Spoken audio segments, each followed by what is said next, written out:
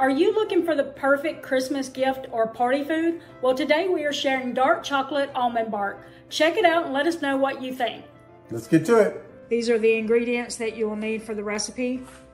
You want some sea salt, some vanilla extract, or is this homemade? That's why it looks like that. Coconut oil, blanched and slivered almonds, and dark chocolate. We are doubling this recipe because we want to make sure it's enough for Joel's team at work. So you would need, you would only need this if you were only making one batch, okay? All right, let's get started. First step, take your pan, line it with some parchment paper, take your blanched and slivered almonds, and you place it on there. If you're doing one batch, you're looking for 1 cup.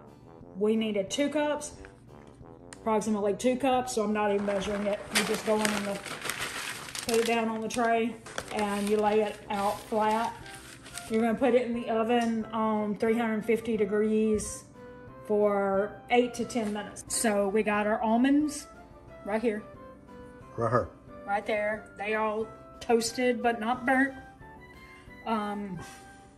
Shaken, not stirred. Toasted, not burnt. Yeah, I like shaking, but So now we're going to melt some coconut oil. We're going to take it really slowly on this. We don't want, what we're going to be doing is melt our dark chocolate, and we do not want it to burn. So we're going to not rush this process. I'm keeping the temp on low to make sure that I don't burn things.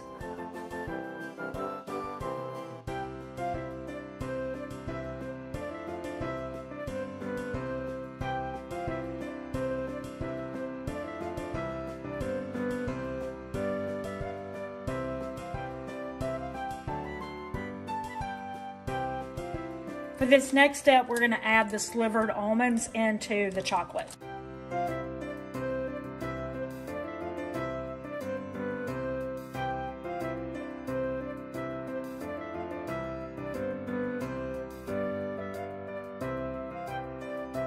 So our next step was to line some 8x8 baking dishes with wax paper, and we're just pouring the mixture into, like, half into one and half in the other, and see that right there, because we doubled the recipe, obviously.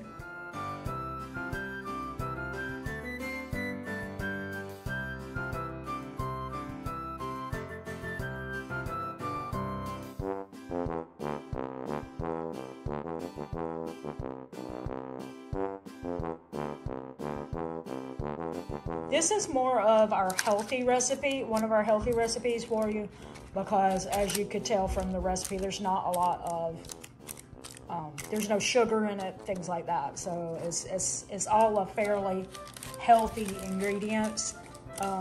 If you think about it. If you think about it, I am a little concerned that it'll be lacking in sweetness. And I would say if it comes out tasting that way to me, then I might suggest you add in a little honey or maple syrup into the recipe just to help with the sweetness if you don't like bitter chocolate. Dark chocolate, you know, has a bitter taste.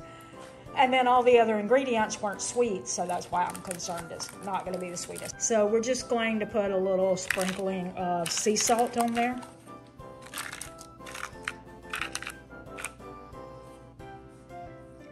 As you can see, he didn't do a lot because he's not a big fan of salt and sugar together. Not that this has any sugar in it anyway.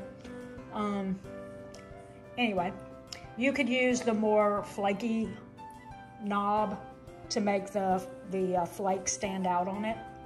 And you could use more than what he put, obviously.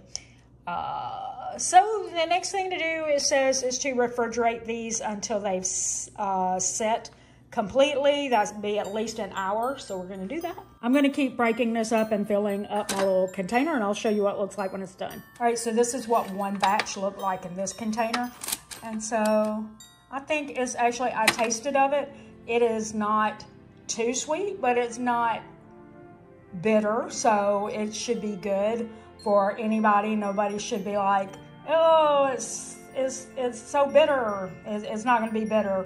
It's a good mixture with the almonds and the chocolate. So I think probably the almonds and the vanilla extract is helping tone down that bitterness. So yeah, I would highly recommend this one, especially for a friend who might like chocolate but wants to eat healthier. We hope that you enjoyed today's recipe and would love to know if you plan to try it.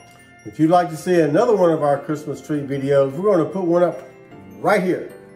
If you found value in this video, please consider liking, sharing, subscribing for more videos in the future. And until next video, we want to thank you for watching. And don't forget, it's a long run. Give yourself a little grace. Merry Christmas.